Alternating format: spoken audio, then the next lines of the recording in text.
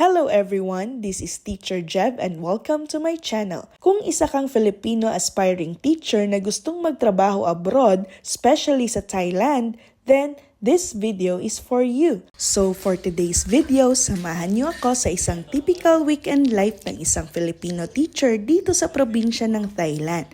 Weekend na finally, and ito talaga yung time para makapagpahinga at gawin yung mga simpleng bagay na nakapagpapasaya sa amin. One thing I really appreciate here in Thailand is the peaceful lifestyle, lalo na sa probinsya, and honestly, kahit low cost of living dito compared sa ibang countries, natutunan ko rin na hindi porket may pera ka, gastos ka lang ng gastos. Isa sa mga naging bonding at hobby namin dito is gardening. Yes, nagtatanim kami ng mga gulay sa pots lang mismo dito sa apartment area namin. At first, parang trip-trip lang talaga siya. Pampalipas ng oras during weekends kasi nga napaka-boring din.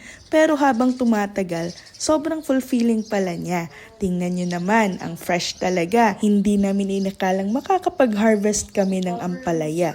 Ito yung pinaka-rewarding part kasi makikita mo talaga yung result ng patience mo. Ang sarap sa feeling na hindi mo kailangang bumili minsan sa market kasi may sarili kang tanim. Fresh at healthy pa.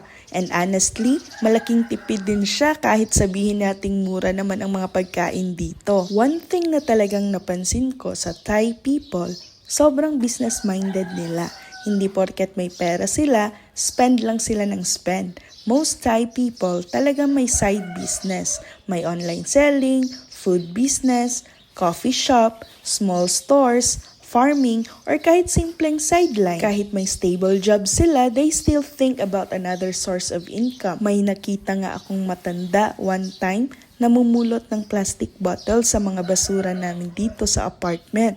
Naawa pa talaga ako only to find out na may car pala si nanay at may maayos na tirahan. Sa atin kasi sa Pilipinas, yung namumulot sa basura is sadyang walang-wala na talaga at nangangalakal na lang para may pambili ng pagkain. Honestly, ang dami kong natutunan dito. Kasi minsan tayong mga tao, kapag may extra money, ang unang naiisip agad natin is gumastos. Pero dito sa Thailand, marami akong nakikitang simple lang mamuhay pero financially stable naman. Para bang trained talaga sila to prepare for the future nang hindi maubusan ng source of income. Very nice mindset. So eto na nga't lulutuin na ang fresh vegetables na nakuha natin.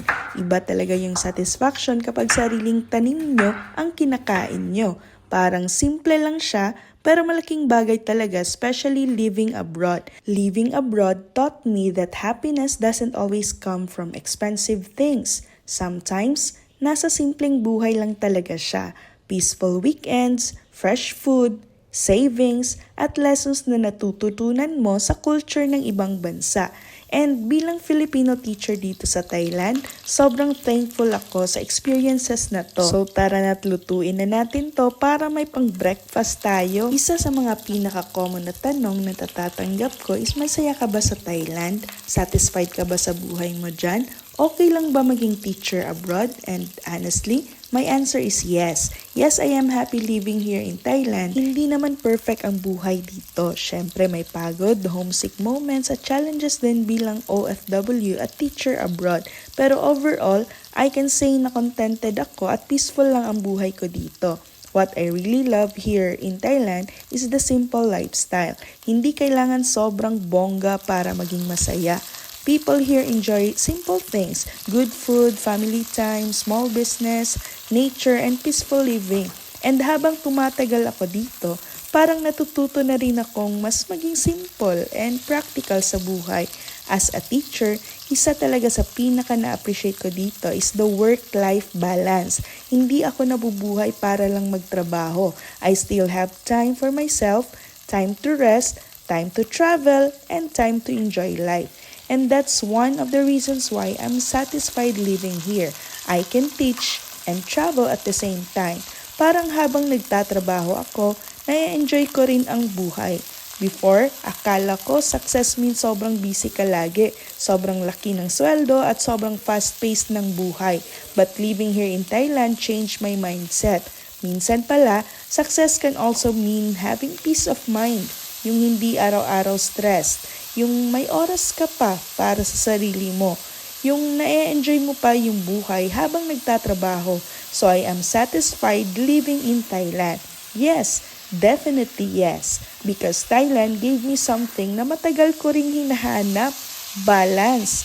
Balance between work and life. Balance between responsibilities and happiness. And habang nandito ako, gusto ko lang i-enjoy every moment, continue teaching, continue growing, and continue exploring life. So sa lahat ng aspiring teachers na nangangarap makapag-teach dito sa Thailand or abroad in general, gusto ko lang sabihin sa inyo na huwag kayong mawalan ng pag-asa. I know hindi madaling maghintay ng opportunity. Minsan nakaka-frustrate kasi parang ang tagal ng progress, ang daming requirements at minsan may rejections pa. Pero please remember, hindi ibig sabihin nun na hindi para sa iyo ang pangarap na ito. While waiting, instead na ma-discourage, gamitin niyo yung time para mas mag-prepare. Ayusin niyo lahat ng documents niyo ahead of time. Prepare your passport, resume, TOR, diploma, PRC documents, NBI clearance, at iba pang requirements. Practice niyo na rin yung interviews niyo. Practice speaking confidently and naturally in English. At syempre, paghandaan yung mabuti ang demo lesson because malaking factor talaga yon sa applications abroad. Isa rin sa natutunan ko is huwag ikumpara yung journey nyo sa ibang tao. May mga taong mabilis ma-hire. Meron din kailangan muna dumaan ng maraming waiting season. Pero iba-iba tayo ng timeline. Ang importante, tuloy ka lang at hindi ka sumusuko. If this dream is really for you, darating din yung right opportunity at the right timing. Kaya habang naghihintay, continue improving yourself, continue learning, and continue believing in your dream. Don't lose hope, future teachers. One day, kayo rin ang makakapag-share ng sariling success story niyo abroad. Samahan niyo na rin ng prayers, hard work, patience, and positive mindset yung journey niyo. Kasi hindi sapat yung puro pangarap lang. Kailangan din ng effort, consistency, at paniniwala sa sarili. There will be days na mapapagod ka at magda-doubt ka sa sarili mo. Pero continue showing up and continue trusting God's timing.